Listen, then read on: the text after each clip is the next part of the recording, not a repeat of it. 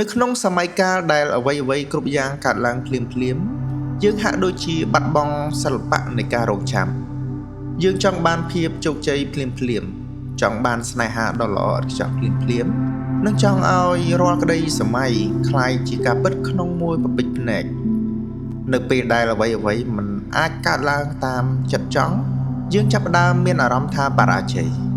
ឬមានអារម្មណ៍ថាពិភពលោកកំពុងបំភ្លេចយើងប៉ុន្តែតើអ្នកធ្លាប់ដឹងទេថាអ្វីដែលល្អបំផុតក្នុងជីវិតជារឿយៗត្រូវការពេលវេលាវែងបំផុតដើម្បីរៀបចំខ្លួន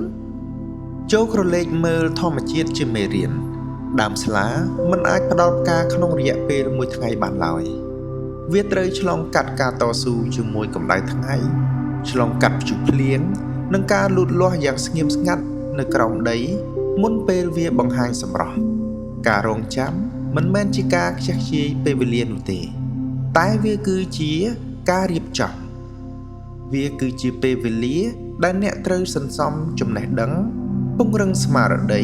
និងរៀបចំបេះដូងឲ្យរឹងមាំដើម្បីទទួលយកអ្វីដែលធំធេងនៅថ្ងៃអនាគតបើផ្លែឈើមិនទាន់ទុំយើងមិនអាចបង្ខំឲ្យវាផ្អែមបានឡើយជីវិតរបស់អ្នកក៏ដូចនោះដែរកុំប្រៀបធៀបរដូវកាលរបស់អ្នកទៅនឹងរដូវកាលរបស់អ្នកដទៃអ្នកដទៃប្រហែលជាកំពុងប្រមូលផលប៉ុន្តែអ្នកប្រហែលជាកំពុងស្ថិតក្នុងរដូវដាំដុះការដែល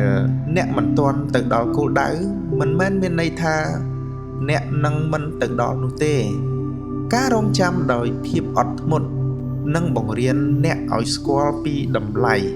នៃអ្វីដែលអ្នកទទួលបាននៅពេលដែលអ្នកទទួលបានវានៅចំពេលដែលត្រឹមត្រូវ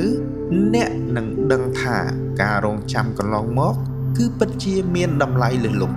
ចូលជឿជាក់លើដំណើរជីវិតផ្ទាល់ខ្លួនរបស់អ្នកហើយកុំបោះបង់ចោលការព្យាយាមឲ្យសោះកំណត់ហេតុថ្ងៃនេះចង់ប្រាប់អ្នកថា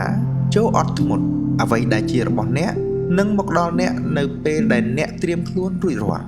ចូលរីករាយនឹងការលូតលាស់ក្នុងភាពស្ងប់ស្ងាត់នេះគឺជាកំណត់ហេតុផ្កាស្លាសូមឲ្យការរងចាំរបស់អ្នកក្លាយជាកម្លាំងចលករនៃភាពជោគជ័យដ៏អស្ចារ្យ